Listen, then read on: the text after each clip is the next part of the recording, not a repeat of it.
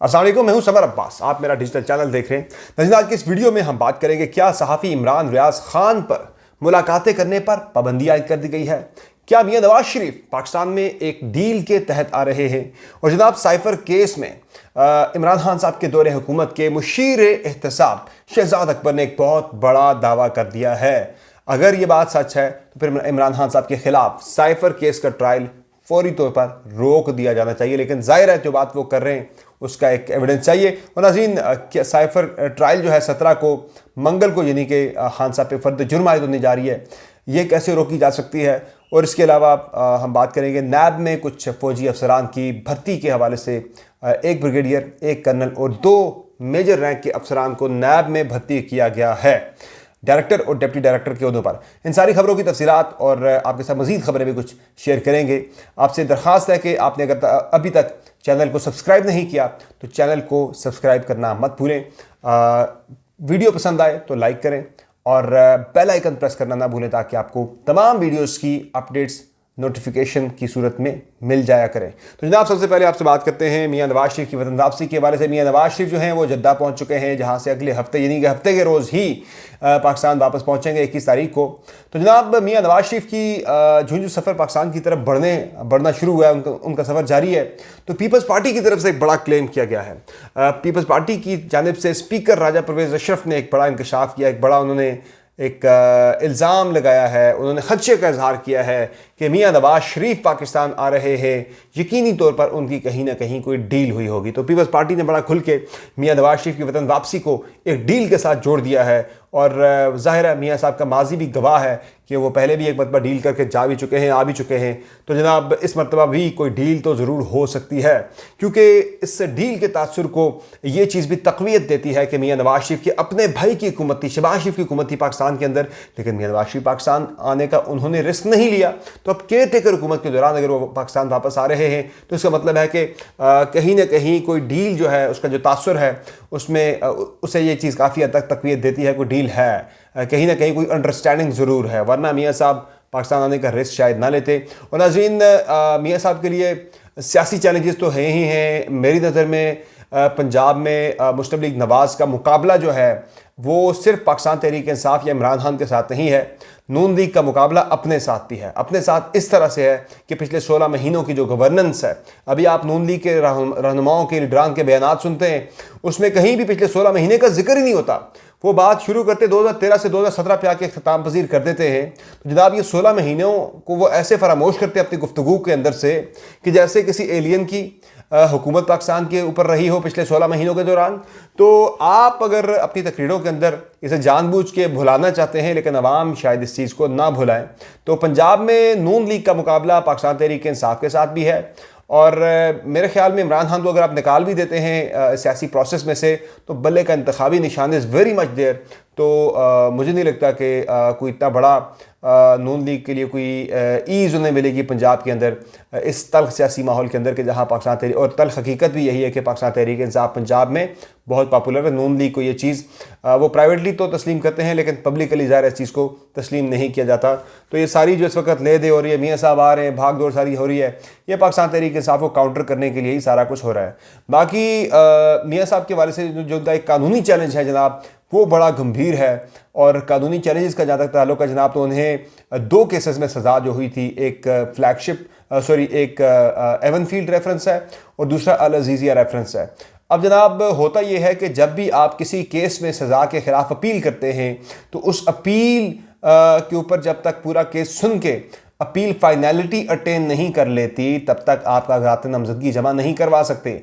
तो मियाँ साहब जो हैं, अगर उनका केस वो वापस आते हैं 21 को, 23 को वो सरेंडर करते हैं अदालत के सामने, फिर उनके केसेस जो हैं 2 केसेस हैं, एक अल अजीज़िया का है, दूसरा एवनफील्ड का है।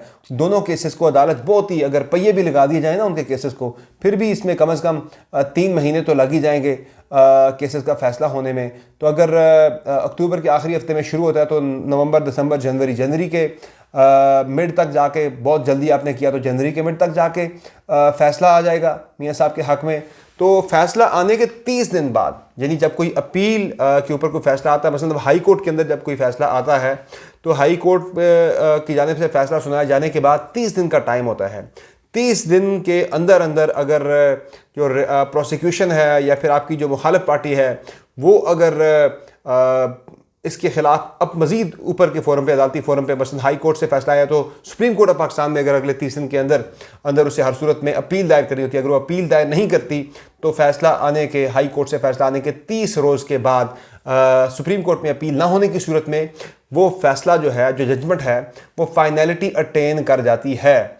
तो मियाँ साहब के हवाले से उनके हक़ में अगर जनवरी तक फैसला आ भी जाता है तो फिर भी इसका मतलब है कि वो 15 फरवरी तक तो यानी जनवरी के मिड में भी आता तो उसके 30 दिन बाद यानी 15 फरवरी तक वो शायद या मिड ऑफ फरवरी या फर्स्ट वीक ऑफ फरवरी तक भी, बहुत जल्दी भी अगर आता है, या लास्ट वीक ऑफ जनवरी में आता तो लास्ट वीक ऑफ फरवरी तक मियाँ साहब इंतखाबात लड़ने के लिए अहल नहीं होंगे, उनके कागजात नामजदगी को एक्सेप्ट नहीं किया जा सकता। तो ये उनका कानूनी चैलेंज बड़ा वाज़ेह है, आइनी चैलेंज उनका। तो इसीलिए ये बात हो रही है कि -1 नहीं -2। तो -2 से मुराद यही है कि इमरान खान साहब तो इंतखाबात से बाहर हैं ही हैं, ये बात तो अटल है, तय है, इसके लिए तमाम इंतजामात मुकम्मल हैं। तो दूसरी जानब मियाँ नवाज शरीफ भी साबिक़ वज़ीर-ए-आज़म दूसरे जो हैं वो भी इस इलेक्शन के अंदर नहीं होंगे।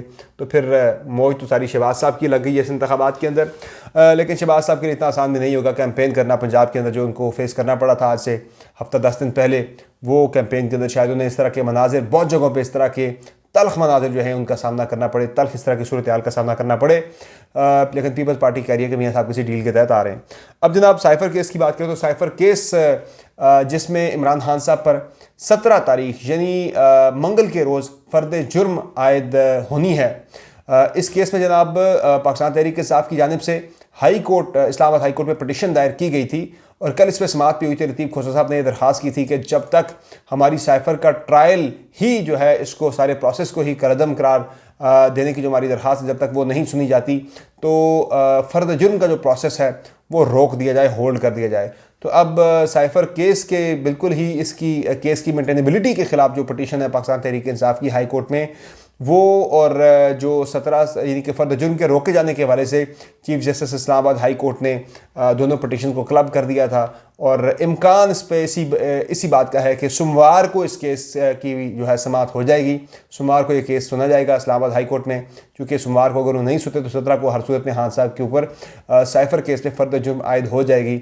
और बाकी इसमें साइफर केस के अंदर इमरान खान साहब के दौरे हुकूमत के मुशीर दाखिला और एहतसाब शहजाद अकबर साहब ने एक व्लॉग में दावा किया है कि साइफर जो है वो पहले आया था बाजवा साहब के पास, और वो साइफर जो है वजारत ख़ारजा को जो भेजा गया था वो शाह महमूद कुरैशी तक नहीं पहुंचा, और ना उसकी कॉपी प्राइम मिनिस्टर हाउस तक पहुंच सकी थी, ये मैनेज कर ली गई थी।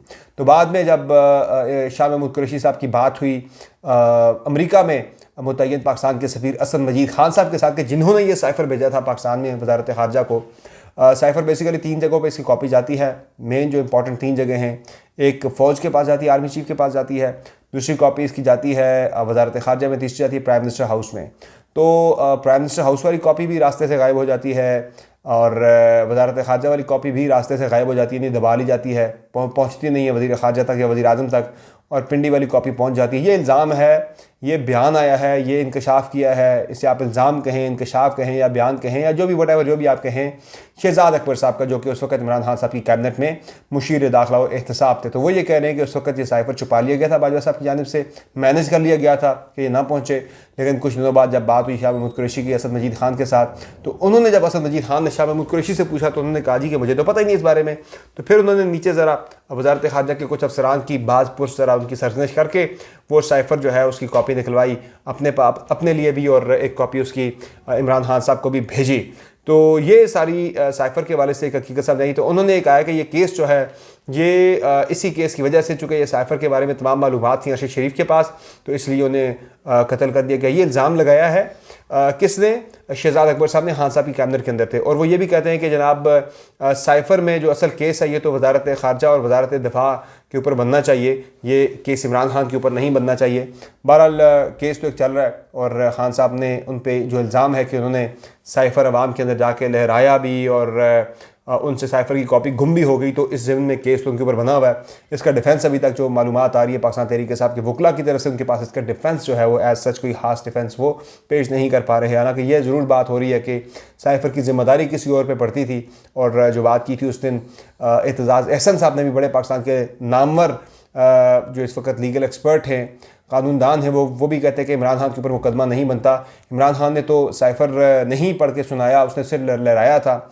बेहतर होता वो पढ़ के सुना देता, फिर भी उसे कुछ नहीं होना था। साइफर को या किसी भी ऑफिशियल सीक्रेट को कैबिनेट से मंजूरी लेने के बाद उसे डिकोड करना या उसे पब्लिक कर देना, ये प्राइम मिनिस्टर के इख्तियार में शामिल है। उन्होंने कोई ऐसी खिलाफ वर्जी किसी किस्म की नहीं की, इजाज़त के बाद। उन्होंने कहा इजाज़त के बाद। तो उसमें शहजाद अकबर साहब का ये भी दावा है कि जब खान साहब ने नहीं सुनी उनकी, तो उसके बाद फिर बाजवा साहब ने खबरदार भी किया था कि आप इस साइफर को डिकोड करके आप इसे जो है ना डीक्लासीफाई करके आप इसे आगे मजीद ना करें, आपके खिलाफ ऑफिशियल सीक्रेट एक्ट के तहत कार्रवाई की जाएगी। लेकिन खान साहब ने उस वक्त बाजवा साहब की नहीं सुनी और उन्होंने कहा था मैं वही करूँगा जो मुझे सूट करेगा। एक एयरपोर्ट के ऊपर इस वक्त बाजवा साहब की और खान साहब की मुलाकात हुई थी।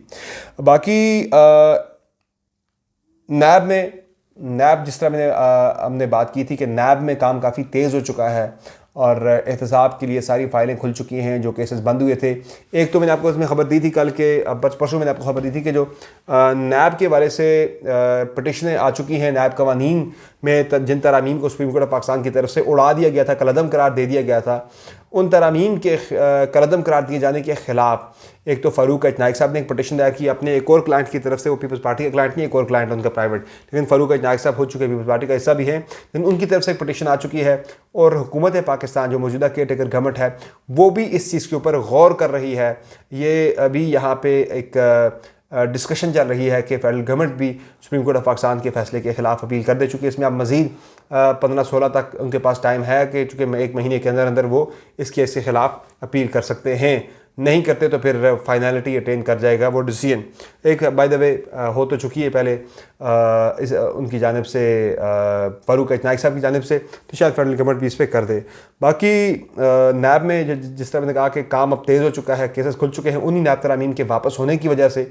तो उसमें नैब के अंदर कुछ भर्तियाँ हुई हैं। वैसे भी जो मौजूदा चेयरमैन नैब हैं वो एक साबिक लेफ्टिनेंट जनरल है, रिटायर्ड लेफ्टिनेंट जनरल है नज़ीर भट्ट साहब। तो उनके बाद आपने देखा था कि अब ये हुआ है कि 4 मज़ीद सर्विंग लोगों को नैब में भर्ती किया गया है, डायरेक्टर और डिप्टी डायरेक्टर के ओहदों पर, जिनमें एक ब्रिगेडियर साहब हैं, एक कर्नल साहब हैं, लेफ्टिनेंट कर्नल हैं और 2 मेजर रैंक के अफसरान हैं जो कि नैब में भर्ती किए गए हैं। इसमें लगता यह है कि बताया तो यही गया था उस वक़्त भी, चेयरमैन नैब की जानिब से इस ख्वाहिश का इजहार भी किया गया था कि नैब चूँकि एक तफ्तीशी इदारा है, तहकीकाती इदारा है, तो इसके पास इस तरह की स्किल्स या इस तरह की कैपेबिलिटीज़ नहीं है कि वो इन्वेस्टिगेशन प्रॉपर कर सके। तो इन्वेस्टिगेशन के लिए जो हैं वो एक्सपर्ट्स जो हैं जिनका इंटेलिजेंस का बैकग्राउंड है, तहकीकात का बैकग्राउंड है, इन्वेस्टिगेशन का, इंटरोगेशन का जिनका बैकग्राउंड है, जिनका रिसर्च का बैकग्राउंड है, उस बैकग्राउंड के 4 अफसरान को, एक ब्रिगेडियर, एक लेफ्टिनेंट कर्नल और 2 मेजर रैंक के अफसरान को नैब में डेपुटेशन पर लाया गया है और ताकि नैब की इन्वेस्टिगेशन की जो उसकी एक सलाहियत है उसे बेहतर बनाया जा सके। लेकिन इस चीज़ को, सारे मामले को एक और नज़र से देखा जा रहा है। तो ये जनाब आज की सारी अपडेट्स थी। बाकी मलिक रियाज साहब के ख़िलाफ़ कल इस पर एक खबर आई थी सामने कि 3 रुकनी bench supreme court of Pakistan का बन चुका है 2 साल के बाद। और जो कराची, बेरी टाउन कराची, पेशावर, इस्लामाबाद, लाहौर के जो केसेस सारों को क्लब करके ये केस सुना जाएगा। 3 रुकनी बेंच बनाया। चीफ जस्टिस ऑफ पाकिस्तान के अलावा जस्टिस अमीनुद्दीन और जस्टिस अतर मिनल्ला साहब इस बेंच के अंदर शामिल हैं। और जनाब इमरान रियाज खान के वाले से एक ख़बर आई सामने। सीनियर सहाफ़ी हैं शाहीन सेबाई साहब, उन्होंने एक ट्वीट किया कि इमरान रियाज के साथ किसी को भी नहीं मिलने दिया जा रहा, ये उनके दोस्तों को उनके साथ नहीं मिलने की इजाज़त दी जा रही है। और उन्होंने कहा कि उनके जो वकील हैं अली इशफाक, उन्होंने इमरान रियाज पे पाबंदी लगा रखी है, वो किसी से मिलने नहीं देते। इमरान रियाज शायद दोबारा उन्हें सहाफ़त भी न करने दिया, ऐसी इस तरह का ना बयान उन्होंने दे दिया, दाग दिया जनाब सोशल मीडिया के ऊपर।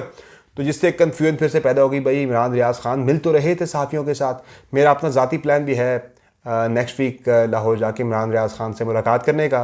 तो मुझे भी इस चीज़ पे ज़रा फिक्र होगी, तशवीश होगी, भाई ये क्या मामला हो गया कि भाई हमारी मिलने की बारी आई तो पाबंदी भी लग गई ऐसी। तो उस पर फिर अच्छा हुआ कि जो अली इशफाक साहब हैं, उन्होंने, जो वकील हैं इमरान रियाज के, उन्होंने ये वजाहत की है कि इमरान रियाज खान के ऊपर किसी बंदे के साथ कहीं भी मिलने की कोई पाबंदी नहीं है। मैं ऑस्ट्रेलिया आया हूँ 10 दिन के लिए, मैं वापस जाऊँगा। अगर आपने मुलाकात भी करनी है भाई साहब तो आप भी आ जाएं, मैं आपकी मुलाकात भी करवा दूँगा।